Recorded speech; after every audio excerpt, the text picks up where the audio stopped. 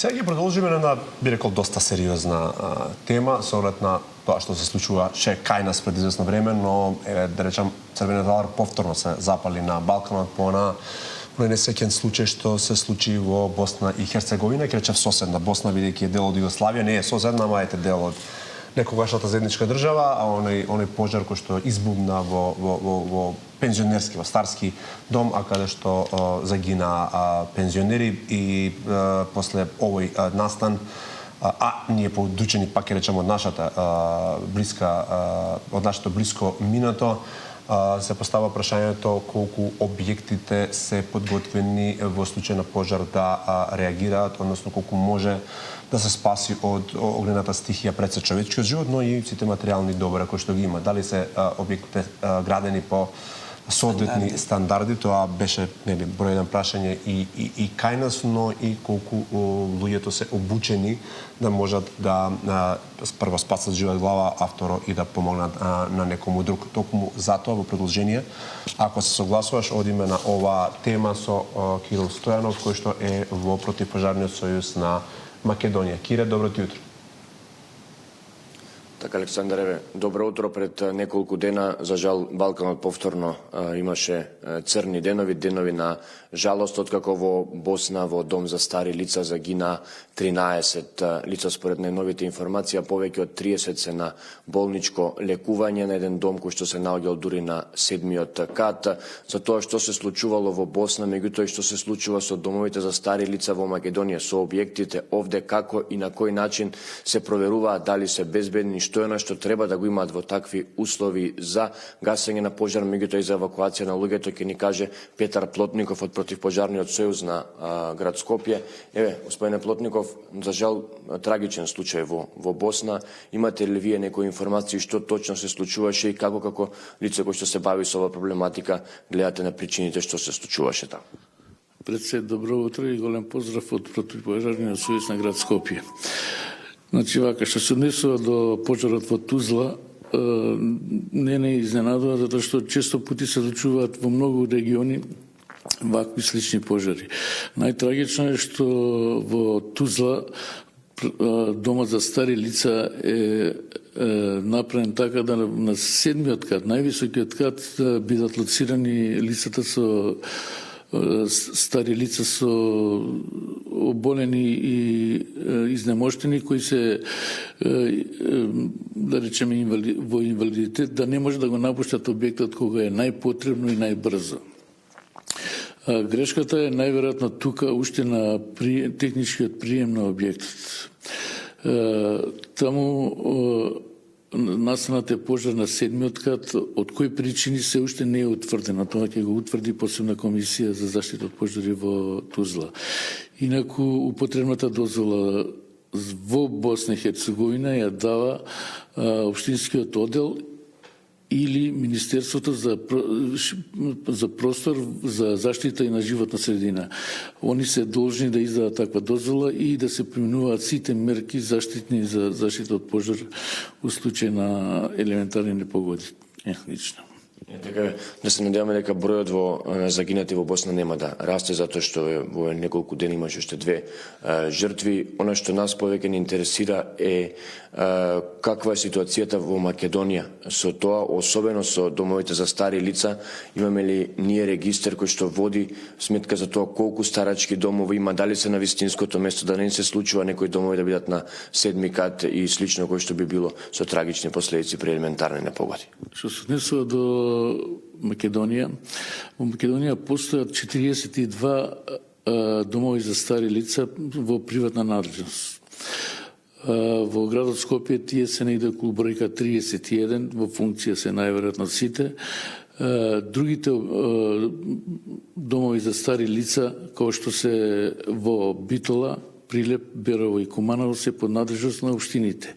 И еден старачки дом во градот Скопје, Мајка Тереза, во Злокуќани, е под надлежност на Министерство за труд и социјала за заштита на граѓаните.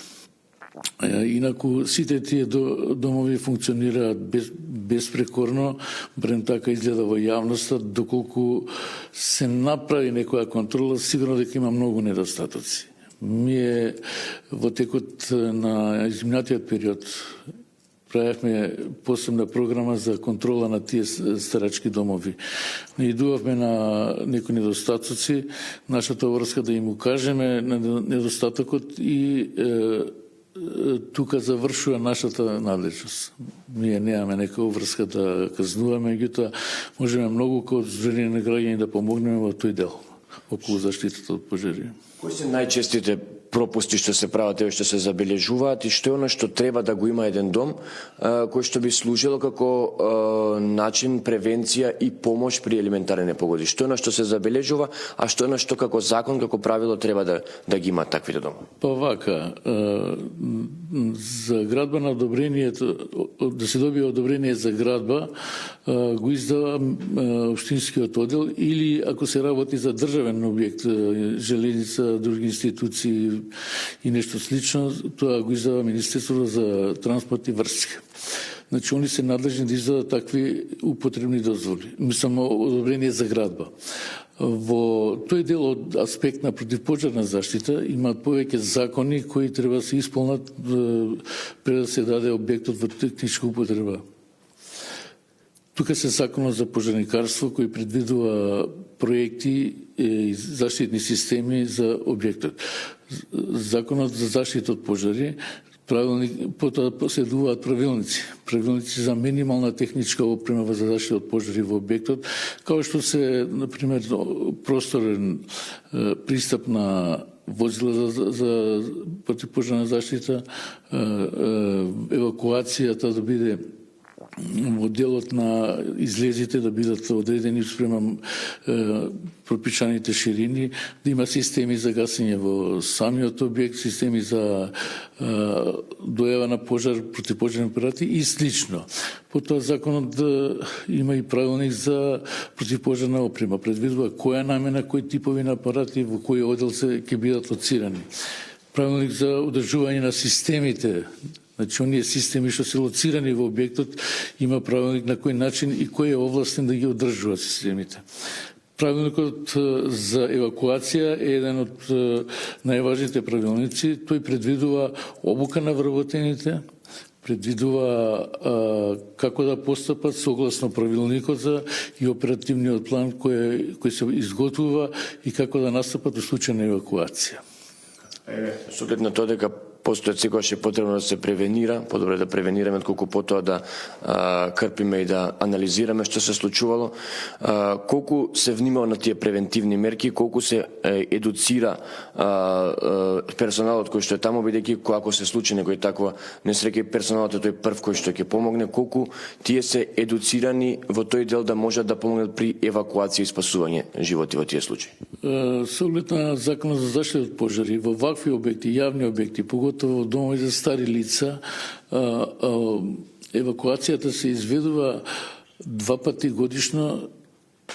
Има заложение раководител да организира или оперативно лице да организираат евакуација за спасување при елементарни непогоди, во овој случај од заштита од пожари. Дали тоа го прават или не, ние немаме евиденција. Меѓутоа, превентивните мерки кои треба да се спроведат во објектот се од голема важност. Значи, прво, пристап на противпожарни возила до објектот, да биде секогаш слободен да може да дојде противпожарно возило или возило за итна медицинска помош.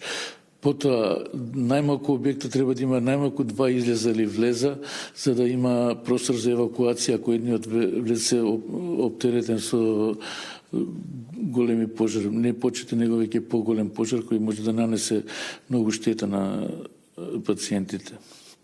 Во објектот, самиот објектот во скалишта треба да бидат изработени од конструкција не огноотпорна. Значи, за да бидат заштитени на еден начин граѓаните приликом евакуација. Во делот на тој дел треба да има и системи за вентилација. Во самиот објект, во ходниците, во собите, треба да има системи за дојава на пожар, автоматски системи за дојава на пожар, тие што реагираат на дим, топлина и пламен. Треба да има и шпринкер станици, у случај на пожар да има автоматско гасење. Сето тоа е треба да има централа за заштита од пожари и оперативно лице кое ќе го следи тоа.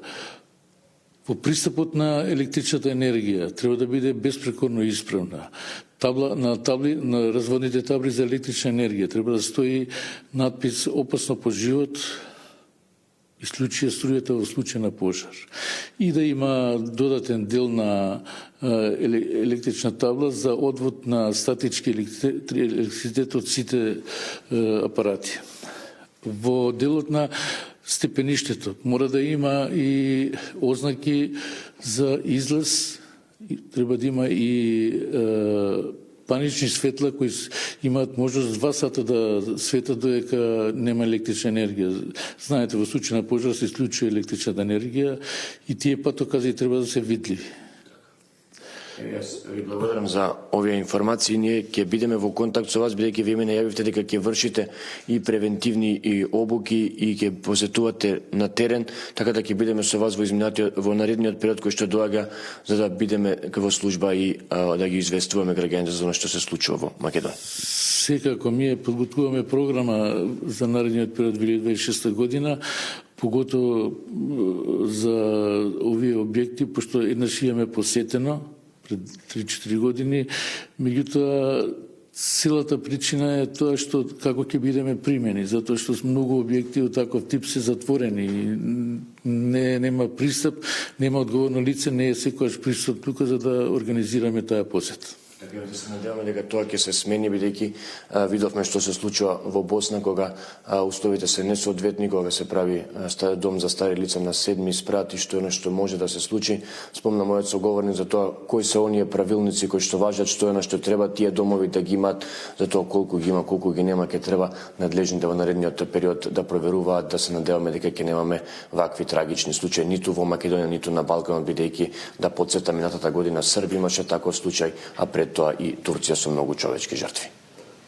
Така е, Кирил, не дај Боже никому, затоа и го направи ти ова утрово, односно заедно со нас сакавме да алармираме дека правилниците за заштита од пожари мора да се почитуваат во сите објекти, особено таму каде што се вака ранливи лица.